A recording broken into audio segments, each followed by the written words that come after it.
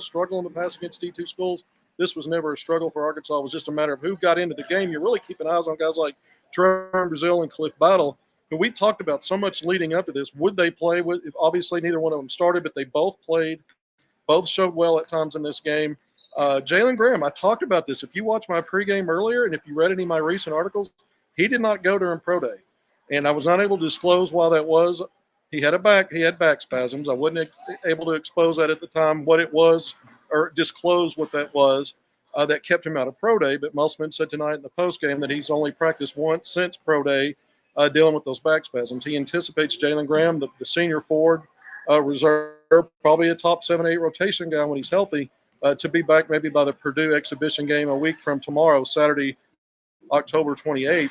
But Battle and Brazile both played. Ellis started in this game, the transfer from Louisville, and just like he did in the red-white game, was efficient 16 points and 6 assists. Another efficient night for him. 9 points that he finished with. But look, he scored 7 of Arkansas's first 12 points. It was a 12-2 lead. He assisted on a three-pointer to Chandler Lawson. So he had a hand in 10 of those 12 points. But those first 7, I mean, he got them in a variety of ways. He had a tough bucket going to the basket for the first points of the game. He had a nice mid-range pull-up jumper, and then he hit a 3. So he showed you 3-level scoring, Ellis, in the first handful of minutes of this game. On top of that, you look at his stat line. I mean, 3 rebounds, you like that, but he led the team. It was his game highs in both assists with 4 and steals with 4. No turnovers for Ellis in his minutes, and it reminded me again of that red-white game. And so now you're starting to see, even though it's a small sample size, what I've been saying for this guy is he built right now. He's just built into that top 6 rotation starter value. And that, to me, now he looks like the starting point guard now moving forward if he wasn't already before tonight.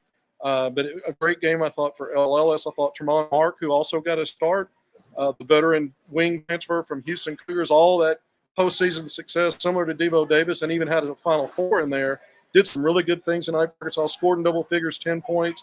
Arkansas also got 13 points off the bench from Jeremiah Davenport. Nobody's surprised by that.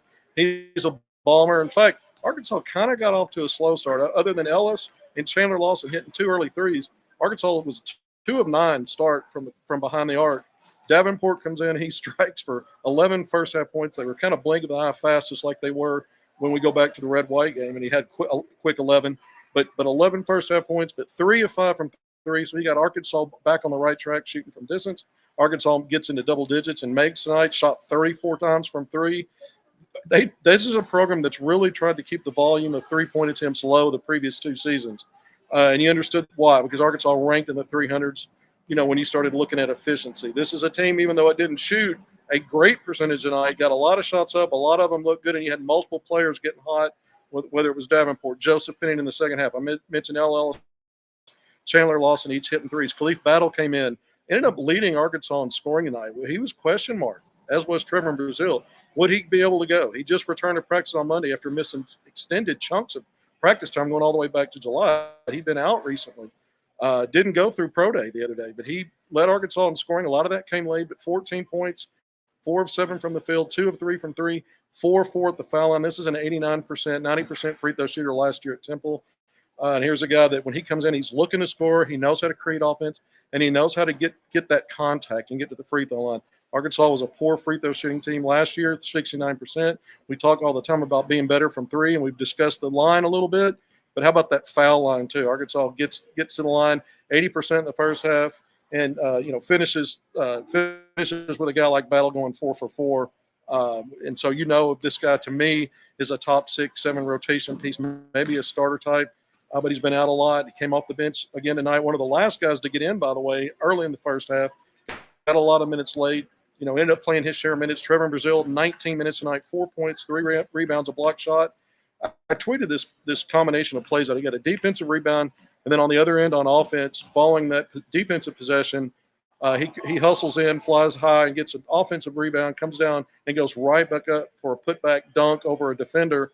And those are the kind of cluster plays at both ends that, as Brazile gets more and more comfortable being back in the lineup, going through real competitive basketball, which is almost a year, 10-plus months since he last played in a game, by the way, early December 2022 against North Carolina Greensboro when he hurt that knee, had to have surgery, and has been rehabbing the rest of this time. And although he's been in practice, most of that's been limited. Just got back to 5-on-5 recently, a week ago. So to see him do some good stuff tonight, got it checked into the game just under 15 minutes to go in the first half, and scored a basket in the first half. His first basket that he had in this game was kind of an off balance situation where Arkansas was actually in secondary transition. I keep talking about this. Arkansas is going to try to run as much as they want to be better from three, and they will be. I think they want to be a better transition team.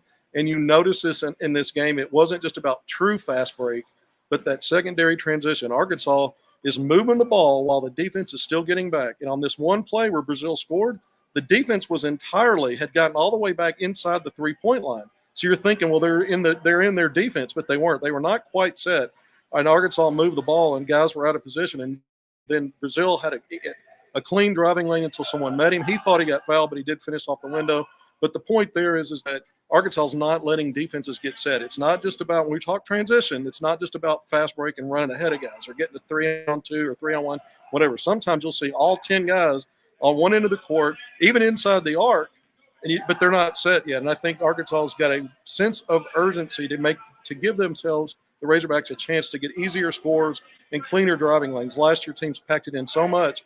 I think now, even with improved three-point shooting, they want to find ways to continue to simplify and not always have to rely on half-court sets. Although Arkansas did a great job in a lot of their sets tonight, you see the fact that this team is so veteran and so many guys who are able to understand what's going on offensively and defensively. But you see it on the offensive end because guys are moving to the right spots. There's not a lot of, like last year where Arkansas had some really big struggles in the shot clock, even getting a shot up or a good shot or suffering a turnover.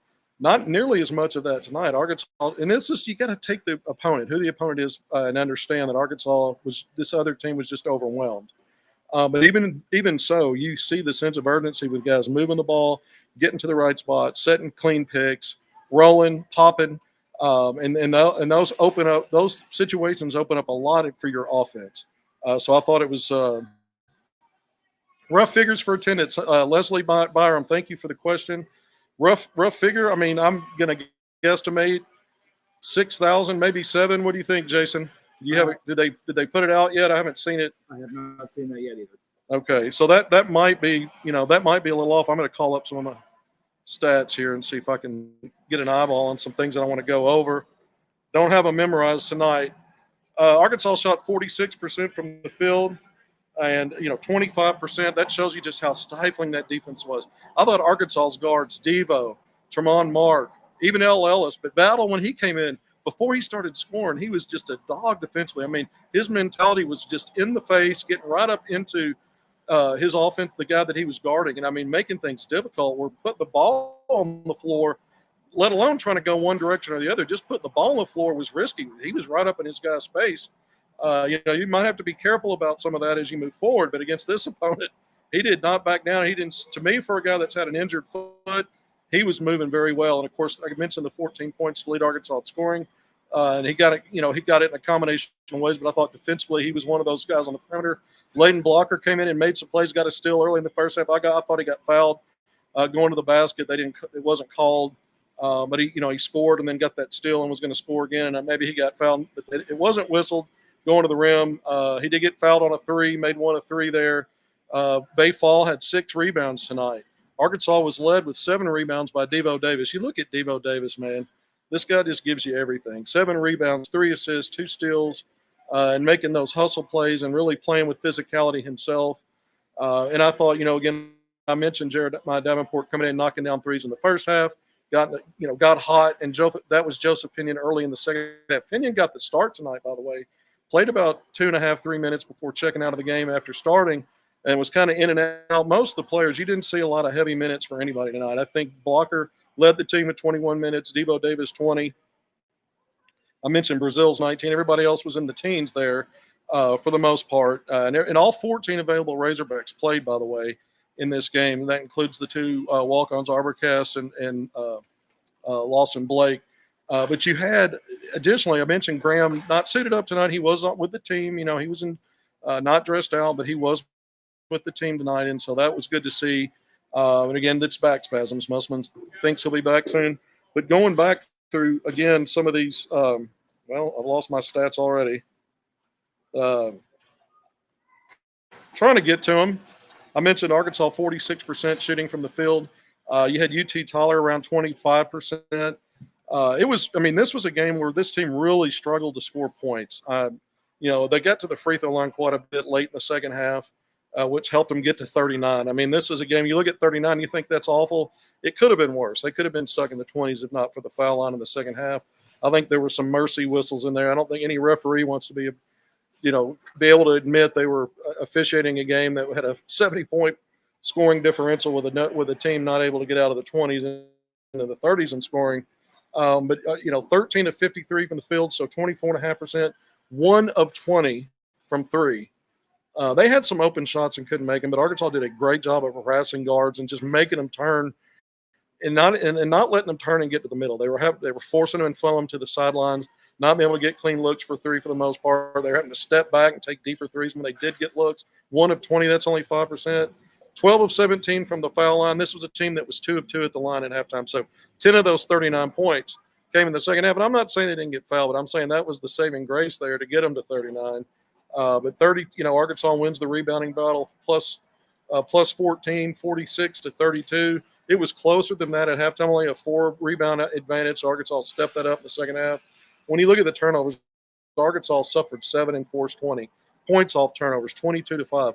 That was a big advantage. Arkansas 16 to 6 in fast break scoring. I mentioned some of that secondary transition. Arkansas also got some turnovers and got ahead and got some dunks and layups in there. But I don't know how well these stat keepers do with the secondary transition, because if you don't really call that fast break, but it matters because you don't have the chore of beating a team, breaking a team down when it's set in its defense. And sometimes you get some good looks before the defense is ready, and it doesn't look like fast break or transition, but that's exactly what it is.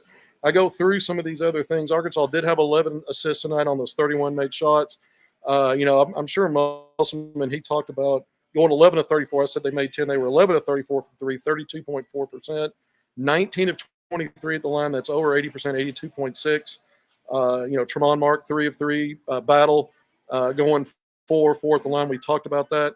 This was what you noticed in the recruiting in the offseason. It wasn't just improving from the three-point line, but guys that could step to the line and make them. All these guys had high percentages coming to Arkansas. I look back at some of these other stats. Arkansas on the offensive glass, 14 to 9 there. Not a huge advantage. Jason, can you get me to the split block so I can see some of the other stats? Yeah. Sorry about that. We're trying to get some more stats here for you.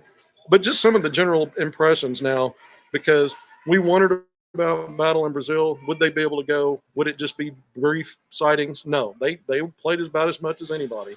Battle with his 16 minutes. Arkansas points in the paint, 34 to 20. They closed the gap on that. Arkansas had that same probably advantage at halftime. So they stayed even maybe in the second half. Bench point, 61 to 24. We know bench scoring in the past has been problematic for Arkansas. Everybody played tonight against an inferior opponent. Explains a lot of that, but you still look at these numbers and it's impressive. I mentioned 16 to 6 in the fast break, 20 to 7 in turnovers. I did say that, but what I didn't tell you is how many steals Arkansas have. And I believe, if I'm not mistaken, they had 12 steals tonight. So 12 of those 20 turnovers that Arkansas forced were via a steal. So they did a good job defensively of digging in and not only getting stops, but getting live ball turnovers and going the other way. And that helps explain the 16 to 6 in the fast break points. Arkansas won the block shot battle 6 to 2. And again, I go through what everybody did in this game tonight. Looking at, I want to talk about Chandler Lawson. He hit that early 3. That was it for him. He was 1 of 1 from 3, but he had 5 rebounds. He did have an assist, and there were other things that he was doing out there, getting deflections. It really changes the course of another team's offensive possession when you've got a guy that his length and his understanding and instincts are so good that he's just hard to deal with. And those are what I call on whether it's offense or defense. Guys like Chandler Lawson, I call them connectors. They help connect everything. Another way of saying it's a glue guy, but he's that guy that's going to fight every possession, play within his game, and use his strengths to his advantage. And he's smart. He's been around college basketball for a while. So many of these guys have. Ellis, Tremont Mark. We've gone through it. Cliff Battle. I mean, all these guys have been around. Makai Mitchell tonight, played off the bench. but he did finish with 9 points. He was perfect, 3 of 3 from the field. That's not unusual. We've seen him have games where he makes at a high percentage. I think he shot well over 60% last year at Arkansas. But he was 3 of 3 at the free throw line. Now, look, it's small sample size, not a lot of pressure tonight. But here's a guy that really struggles at the foul line when you look at his 60-something% last year. So, he stepped up and shot him with confidence. 4 rebounds for him. I mentioned Pinion getting the start tonight. He finished with 9 points, hit all 3 of his threes, all 3 of them in the second half, ended up 3 of 7. So he comes out with a nice percentage. But you had him. I mentioned Battle 2 of 3. Davenport started 3 of 5 and finished 3 of 7. But you had, 3 Razorbacks with multiple made threes. You had Chandler's made 3, Tremont Mark made a 3, Ellis. So you had 6 or more Hogs, more than a handful, which is also unusual to see that. Devo Davis, who's been really good from behind the arc, he was 0 for 2 tonight, but 4 of 6 overall from the field. I mentioned the 7 rebounds, 3 assists, and two steals. From a statistical standpoint, Arkansas is 46% from the field, 32% from 3, 83% from the foul line. All those boxes are checked tonight. That's fine. But it was the defense on all those things, not only forcing turnovers, but holding an inferior opponent to such a low percentages overall from the field. And when we look at the three-point line, I mentioned some of the other categories. So to me, now we move away from this game in terms of what happened in it. I mean, Arkansas dominated it, and I've spent a lot of time on that. I think going back to the key points, you've got Brazil and you got Battle are both 23. They've gone through a war, and they played as much as anybody, in some cases more. And so that's a good sight. Jalen Graham, Musselman thinks he'll be back. Arkansas gets number 3 Purdue in here in just 8 days, Saturday, October 28th. And so it'll be all hands on deck. 3rd ranked, Ken Palm opened up its analytic ratings with Purdue as the number 1 team in the country. This matters. This matters having a game like this, even though it doesn't count, because Arkansas has got a tough schedule, non-conference, in conference, on the road, away from home, whether neutral site, here at home. There's a lot of great teams coming in here. Duke in the regular season, Tennessee. Both of those are top 10 rated teams. Duke number 2, Tennessee number 9. A&M, Arkansas's got home and away like they do every year with the Aggies. That's good. One of the teams projected to maybe win the SEC. They'll come into Bud Walton Arena. Kentucky, another ranked team in the AP poll, home and away with Arkansas for a 2nd consecutive season. So Purdue is a nice way to kind of get started with a big name brand. It doesn't count on your net, doesn't count on your record, but you can learn a lot. Arkansas learned a lot playing and getting whooped at Texas last year on the road. That was a beatdown in the second half. Arkansas was close at halftime. This may be a different kind of game. We'll see. But, there's a lot. Purdue brings back a lot of players, and a player arguably in the conversation, 7-foot plus, big man for college basketball player of the year and certainly first-team All-American preseason projections. And so, this is a Purdue team that's going to help Arkansas get better. So you're looking ahead to that. You like the fact that Brazil, who Musselman said at SEC Media Days a couple of days ago, would play in that game. We didn't know about tonight. We saw tonight. He got some reps in. He got some run. He had a great pro day. This wasn't like his pro day, but this was the next, step. And so he'll be available. Battle will be available. He showed well tonight in his minutes. Again, you have to remind yourself that this level of competition isn't the best. It doesn't tell the best story of what Arkansas may or may not do when they step up to Purdue. But you're getting some ideas maybe of some of the strengths of some of these players now that we've had eyes on them. Now, for me, 3 different times when we go back to that open part of practice a few weeks ago, 3 weeks ago, then the red-white game a couple of weeks ago, and then tonight. So starting to kind of see some things develop. I asked Musselman in the postgame press conference, does he have an idea now maybe more about rotation? Because when they played Texas last year, there was more of a rotation feel in the first half. When the game got out of hand is when everybody started checking in and playing. And Musselman did kind of passed on answering that. He just said, well, still not sure about certain guys like a Battle and some of the guys and availability with Graham. But I'm guessing he does have a good idea. I didn't think he would necessarily share it, but I asked it anyway because it's on my mind, and I have some ideas about that. I said earlier in the pregame that I feel like in the backcourt, it's to me obvious Devo Davis, Tremont Mark, and Ellis are your guys. I mean, those are your staples. Those are your starters. Those are your top 6 rotation guys. Something has to change for that dynamic to not be what it's going to be to start the season, and certainly what I expect to continue. Brazil, healthy Brazil, we know what that means. We know Makai Mitchell's a starter. So there's 5 guys right there. Jalen Graham, I think he's a top 7, 8 guy when ready to come back. I mean, he's got a year in the system. He's made strides according to Musselman. I think Chandler Lawson, that transfer from Memphis, I talked about him a few minutes ago. He's a guy that I think is right there knocking on the door. He's in that top 8 conversation, if not in it. He started tonight, by the way, because they brought Brazil off the bench, and of course Graham wasn't available. So make of that what you will. But I've been talking about him as even potentially being a guy you could start. But I think he's a top 8 type of guy. Cliff Battle to me is a no-brainer as that if he hadn't missed so much time and dealing with an injury. So to me, that's still an unknown. I think at some point, if there's not any issues moving forward, or one of those situations maybe like with the Nick Smith Jr. where it's kind of back and forth, if it doesn't become that again and he's now back, he'll be in that group. Right now, I'm not 100% sold on it. I do think Davenport and Kenyon offer things as shooters, stretch the floor guys, help with the spacing and things. But some of these other guys are not bashful, and they're getting shots up, and they've looked good. But those are the two that can catch fire and get boom, boom, boom, get 3 or 4. Defensively, I think is where they're really still trying to work their way into saying, I've earned a spot in that top 8 rotation. Davenport might have an edge there just because of the experience, but things can change. We've seen Musselman change things up as time goes on. So I've gone through a lot of these names, trying to project and work out what a rotation might look like. I think I kind of did, when I mentioned the first 5 with the 3, Mark, Devo Davis, Ellis, Brazil, the Mitchell to join from the front line as being maybe your top 5 guys as starters right now. We'll see if he deviates from that as a starting 5. But I think if you were to – this just came unplugged again. That's fine. Just keep going. I've got it. Is it working? Yeah, just keep going. I don't need it? No, you're good. Set it down. I didn't even need the mic. I thought I needed it. I've been holding it up like I needed it.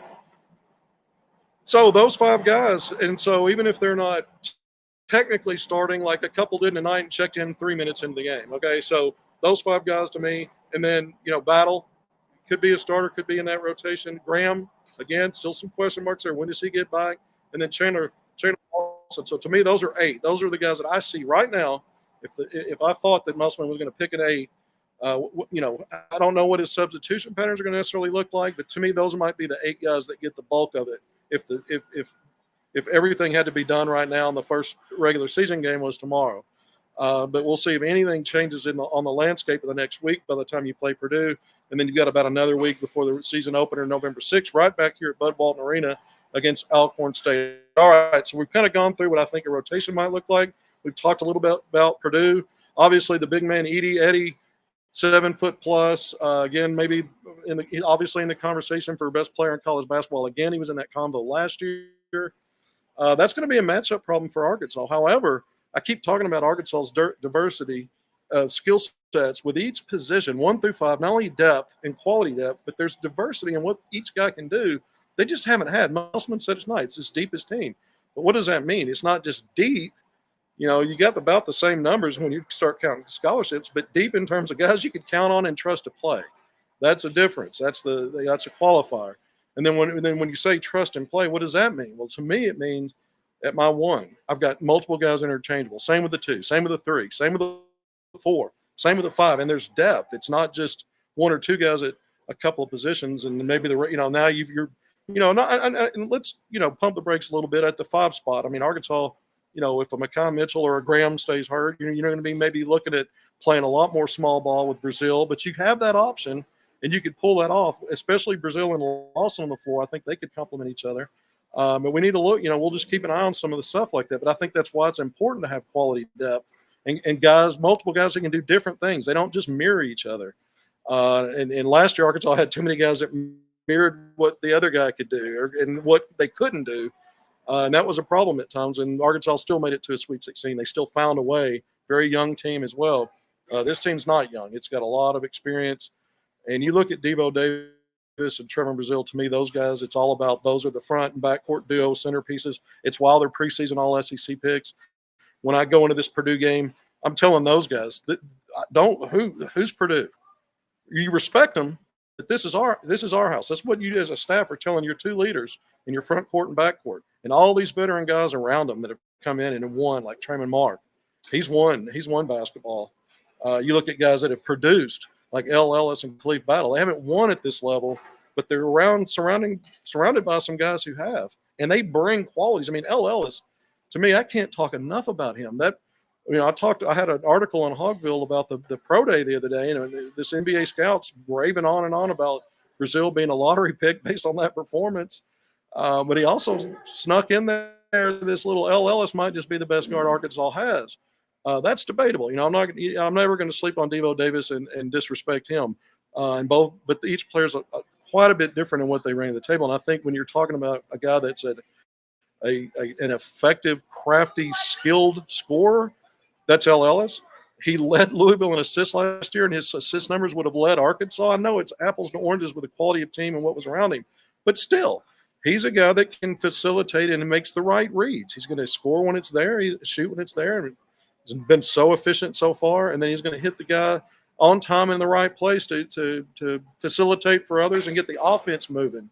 Musselman was so pleased with the ball movement tonight. You could really see it. There were certain possessions where I hadn't seen that in a while at Arkansas. I thought his team 3 years ago with Jalen Tate, Moses Moody, some of those guys, even that team, as good as it was, I think it's his best team, sometimes got bogged down a little bit on the ball movement. This team, we'll see. This is, again, an inferior opponent. I'm not going to go back to this game other than to say anything I'm saying is a positive for Arkansas right now. You got to take it with a grain of salt simply because of the level that we saw tonight. But you see guys' instincts coming up. I see in Ellis that he just seems like he understands what spots to get to, when to get to them, and how to keep that spacing clean, and how to keep the timing right. Sometimes you can rush into stuff. Veteran guards, veteran players, this is why Musselman keeps talking about they're further advanced through fall camp than they'd ever been before on implementing stuff, because when guys are picking it up, their timing, their communication, their spacing, all that stuff kind of comes together. And older guys, typically, if you recruited well and got the right pieces, are going to see that stuff sooner, and you can move on to other stuff and implement more, and guys feel more comfortable.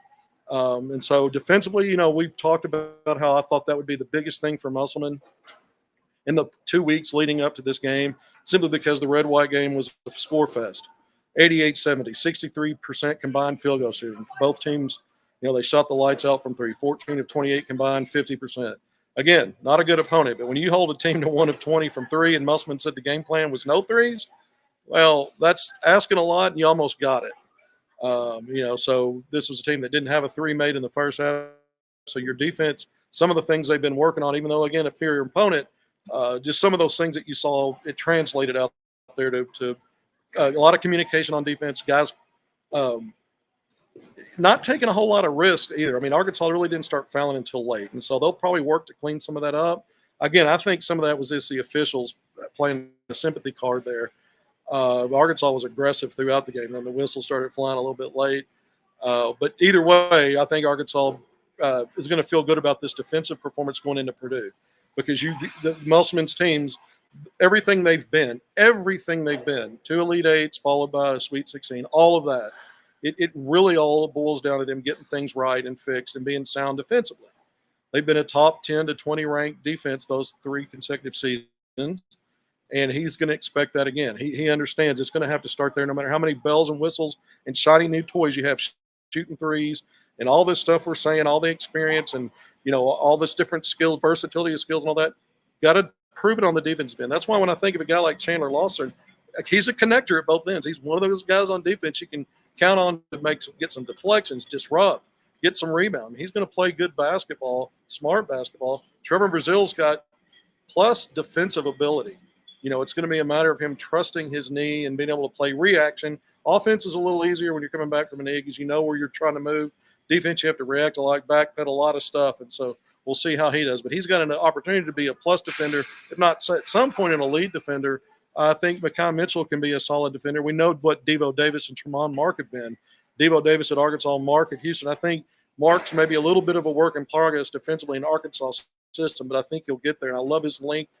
He's got Jalen Tate length in a build. He's not the same kind of player offensively, but some of those instincts as well, getting deflections and reading situations, digging in on a guy's blind side to try to dig the ball out and get the steal.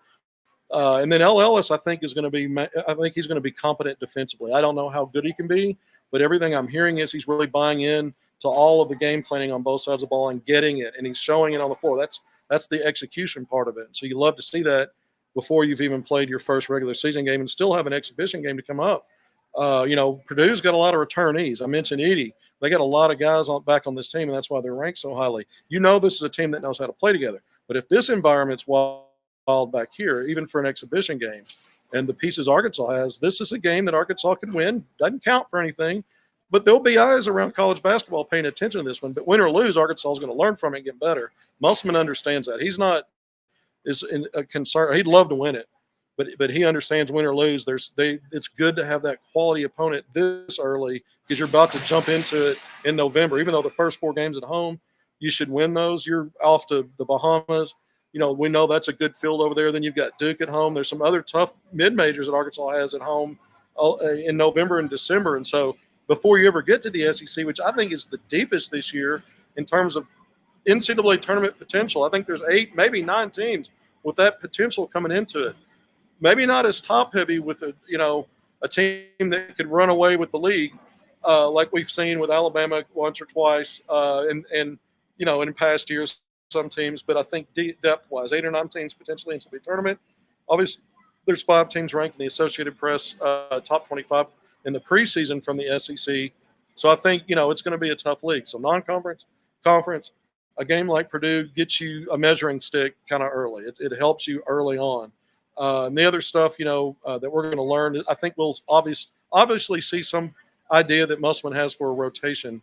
The big question mark then would be Graham. How much is he going to be available? If he's available, we might really get a good idea of what a Musselman rotation looks like. Of course, if Arkansas blows that game open, you probably see everybody play at some point. But I do think this is where our eyes are glued to what are the pieces. Who, not because to me, we can talk about starters all day long, but I just use Devo Davis as an example. He's a guy that's been in and out of the starting lineup his whole career, but he's been on the court when it matters, and he plays heavy minutes like a starter. So I'm not just looking at starters. I'm looking at rotation personnel packages. How are these guys played? Who gets the bulk of the minutes? And those are the things, not just the starting 5. That's noteworthy, but it's not the most important thing. I think it's really rotation.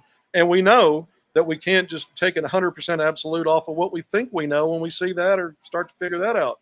Because Arkansas has had slow starts in SEC play the last 3 years, and they've had to change things up a little bit and change that top rotation some. So you can't just bank on everything you see against Purdue either. But it gives us some – it'll be telling in some ways on that end of it. If Arkansas wins that game, they go in with the cape on and a target on them even more so into the regular season. Because, like I said, people in college basketball, number 3 versus 14, exhibition or not, and it's going to be televised. It's live streamed SEC Network Plus, but still, there'll be a lot of people watching that. So, until next week, Arkansas's got to try to get everybody back. Now it's Graham, I guess.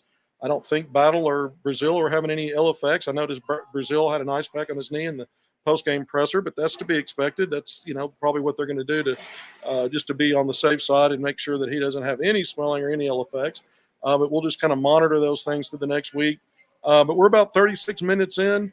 Going to sign off here. This was an exhibition game, Division II, Texas Tyler, Arkansas 92, UT Tyler 39. It was a runaway out of the gates, but we saw all the Razorbacks play who were available, and you saw good things from everybody. We're going to sign off until next time.